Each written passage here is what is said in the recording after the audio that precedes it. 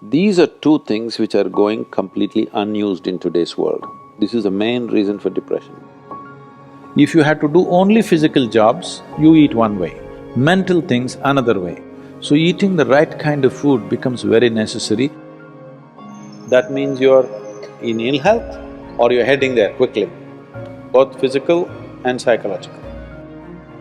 If this is achieved, you have reasonably complete human beings who live their life fully.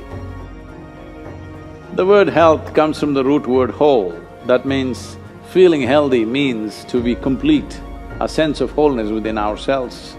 For this to happen, our body should be vibrant, our physical energies must be vibrant, our mind must be joyful, emotion must be exuberant. Only then you feel a sense of wholeness.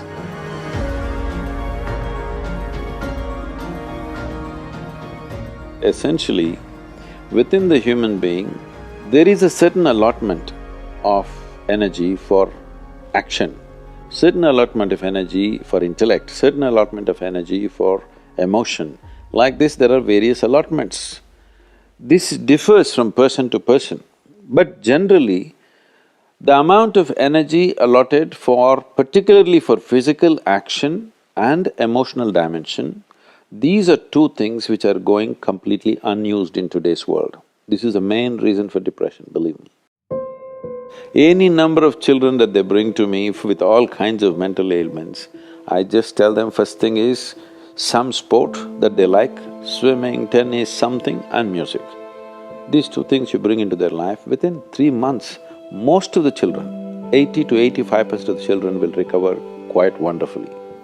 Because without finding expression to their emotional dimension and if without finding enough exertion for the physical body, they are bound to become depressive. Today it's become like this, sunrise means they watch it on the phone screen, sunset means they watch it on the phone screen. Yes? So losing connection with all that supports and manages our life is going to be a serious challenge of the future. But this is one thing that you can do. If you have children, vacation means don't take them to Mumbai, Bangalore, Dubai, some other place.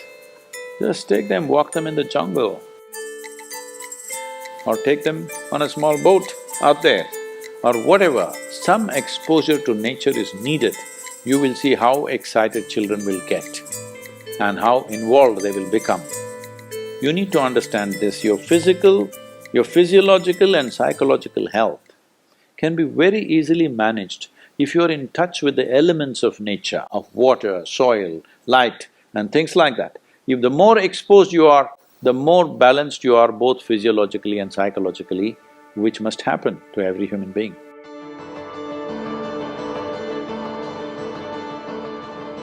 In this country, we made food like this. If you had to do only physical jobs, you eat one way, mental things another way. But today none of us are in that condition, we have to be both physically sharp and mentally sharp, isn't it? That exclusivity of just physical work and mental work is gone.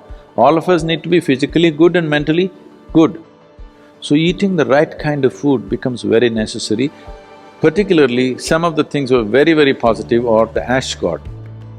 If you consume a glass of ash god juice every day, you will see clearly the sharpness of your intellect will enhance itself, you'll be mentally much sharper than the way you are right now.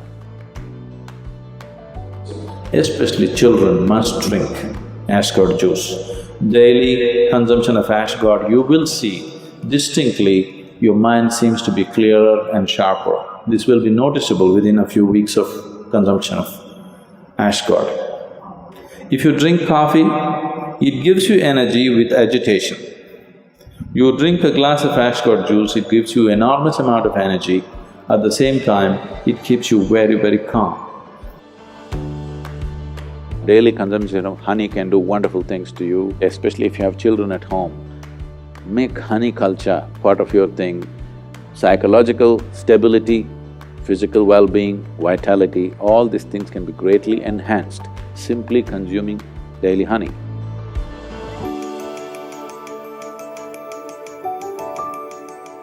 Do you know, whatever cleansing process that happens in the body, whether emptying your bowels or emptying your bladder or exhalation or sweat, these are all different ways the body is trying to clean itself.